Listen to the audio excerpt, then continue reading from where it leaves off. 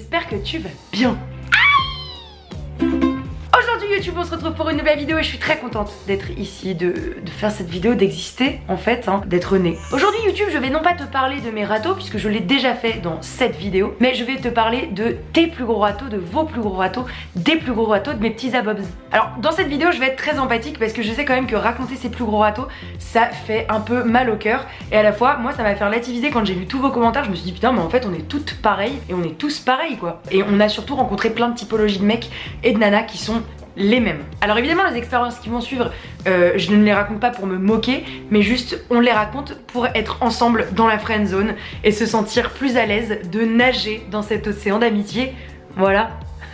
Parce qu'effectivement vous avez été plusieurs à raconter vos plus gros râteaux en commentaire et je me suis dit que ça pouvait être super drôle de lire les commentaires qui avaient été le plus plébiscités par les likes. Je crois qu'il y en a beaucoup, donc bah c'est parti, on va en lire 3-4 je pense. Bien sûr ces commentaires sont anonymes puisque je n'ai potentiellement pas l'autorisation de divulguer l'identité de qui que ce soit et je n'ai potentiellement pas envie que ça me cause des soucis.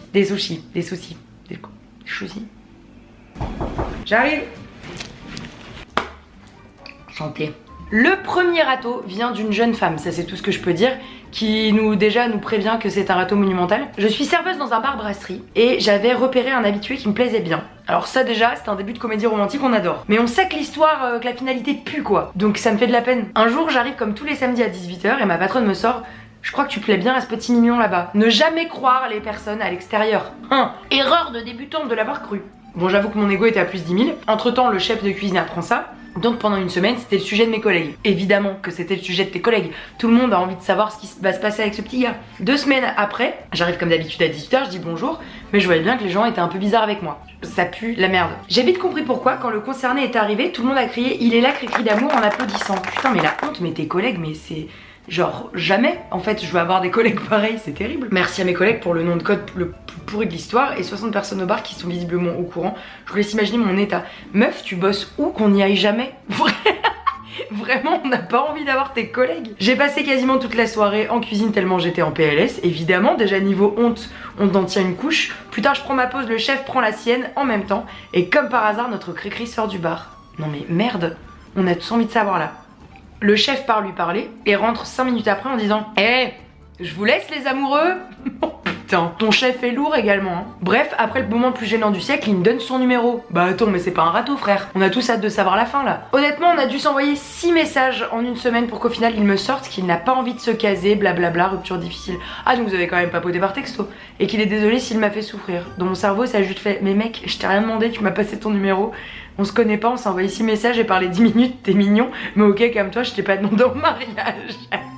Le gars part en voyage 2 semaines, il revient, va savoir pourquoi il me drague et il essaie de se mettre à l'écart pour me parler de tout ça. Ça a bien duré 1 mois. En gros si on résume la situation, le mec t'a filé son numéro, il te dit qu'en fait il est pas prêt à avoir une relation après genre 6 messages échangés et ensuite il revient à la charge et vous parlez encore pendant 1 mois et il te drague. C'est ce qu'on appelle un pervers narcissique, d'accord?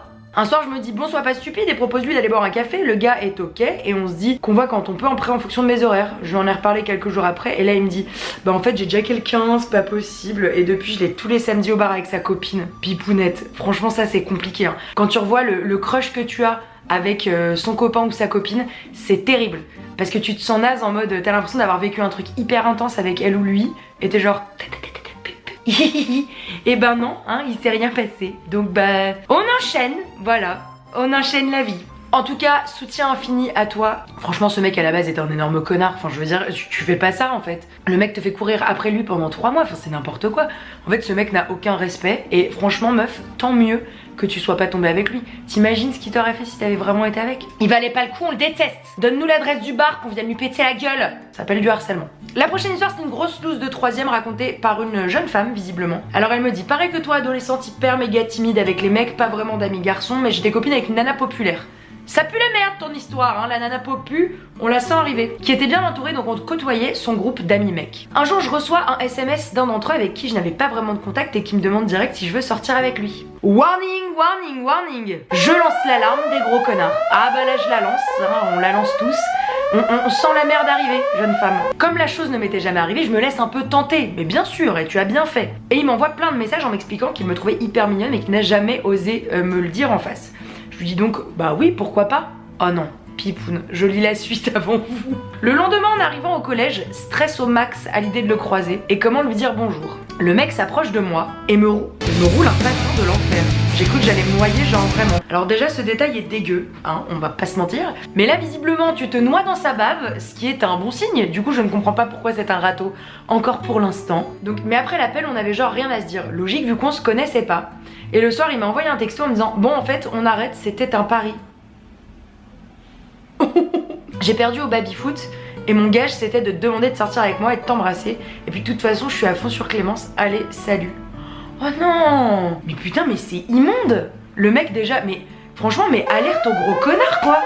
C'est quoi ces types? Moi je trouve il y a plus de respect. Cœur fracturé, estime de soi enterré, mais comment je comprends? Surtout quand ça t'arrive en troisième t'es hyper innocent, tu crois encore aux histoires d'amour comme dans les films. Enfin moi j'avoue j'ai 25 ans, j'y crois encore. C'est immonde de la part du mec, c'est un vieux connard. Oublie cette histoire. Bah, pour l'instant franchement je la place dans le top 1, c'est quand même la plus grosse loose. Hein. La prochaine et la dernière histoire vient d'une jeune femme qui visiblement est serre d'aigle, donc nous l'appellerons Mademoiselle Serre d'aigle. Alors elle me dit ça risque d'être long, mais si vous êtes sadique, ça va vous plaire. Avant les vacances d'été, j'étais vraiment folle au sens propre du terme d'un mec qui s'appelle Arthur. Le mec est genre parfait, il est châtain, il a les yeux bleus, il a une mâchoire comme tout humain normalement constitué, j'ai envie de te dire, mais je comprends, il a une mâchoire comme ça là. Pas comme moi, comme ça. Pas comme moi, comme ça. On a compris. Et ce jeune homme est visiblement hyper sportif. En caractère, il est hyper mature, alors qu'on est en 4ème, ce qui est donc rare.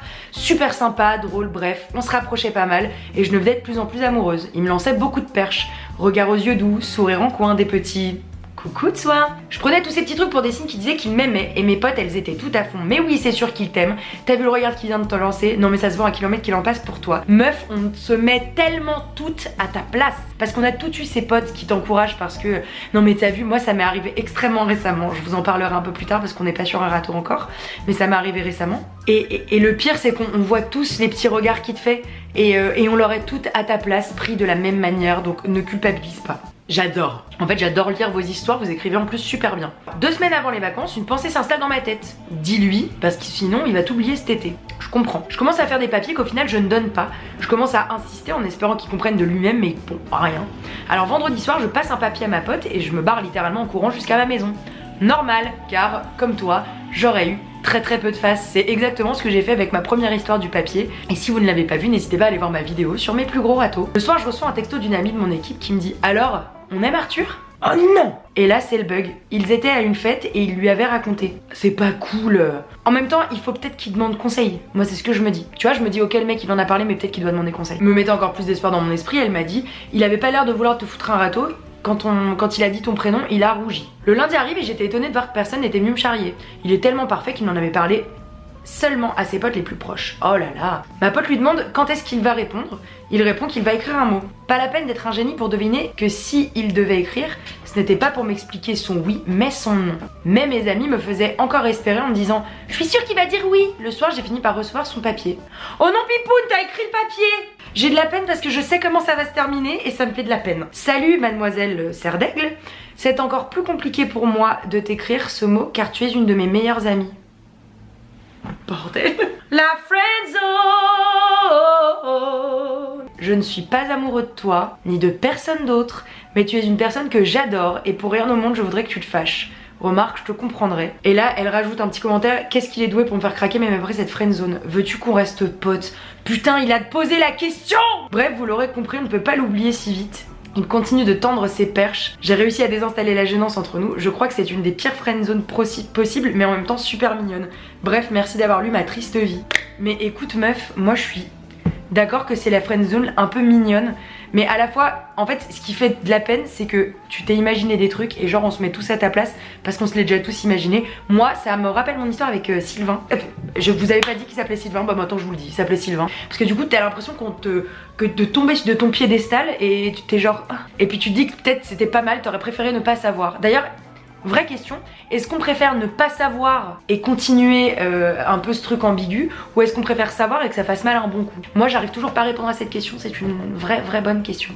Écoutez, vos petites histoires m'ont beaucoup divertie et au-delà de divertie, c'est que j'ai beaucoup d'empathie pour vous puisque ces histoires sont quand même assez semblables à celles que j'ai vécues. En tout cas, là, les 3 exemples que j'ai pris, c'était des exemples de meufs avec des mecs et on peut remarquer que les mecs sont de temps en temps des petits cons qui n'assument pas trop. J'ai encore plein d'autres histoires en stock et j'aimerais juste qu'on termine sur une histoire qui m'a fait faire oh l'amour est possible.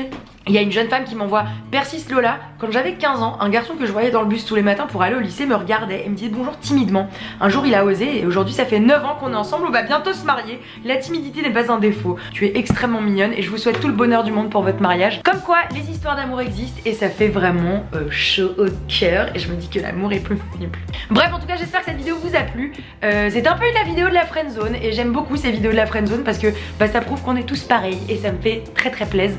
Merci en tout cas pour votre confiance de me dévoiler comme ça vos petits secrets en commentaire, ça fait toujours plaisir. Alors n'hésitez pas à laisser en commentaire vos messages, vos plus gros râteaux aussi, parce que peut-être qu'il y aura un volume 2 à vos plus gros râteaux et il pourrait y avoir aussi un volume 2 à mes plus gros râteaux. Bref, dites-moi en commentaire ce que vous en avez pensé. En tout cas n'hésitez pas à mettre un énorme pouce bleu si ça vous a plu parce que ça fait toujours plaisir. Et nous on se retrouve mercredi prochain à 18h30 sur ma chaîne. De bonne heure, de bonne humeur, on kiffe, on aime car mercredi c'est du mini. Et bah puis qu'est-ce qu'il me reste à vous dire? Il me reste à vous dire que je vous aime. Je vous dis à très vite les petits pots. Ciao. Sur la plage ensoleillée. Bienvenue sur ma chaîne d'ASMR. Si tu veux une vidéo d'ASMR, n'hésite pas à mettre un pouce bleu.